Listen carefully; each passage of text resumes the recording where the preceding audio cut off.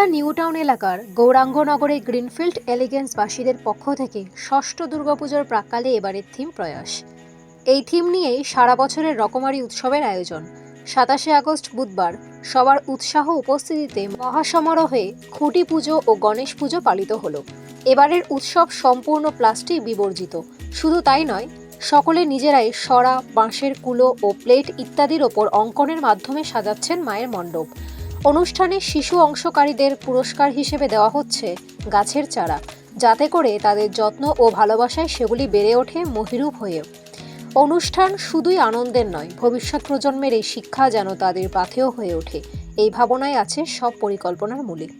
এইরকম আরও অনেক সামাজিক চিত্রধারণ দেখার জন্য ইউটিউব চ্যানেল প্রাঞ্জলা বার্তা সাবস্ক্রাইব, কমেন্ট, শেয়ার, লাইক দিয়ে পাশে থাকবেন।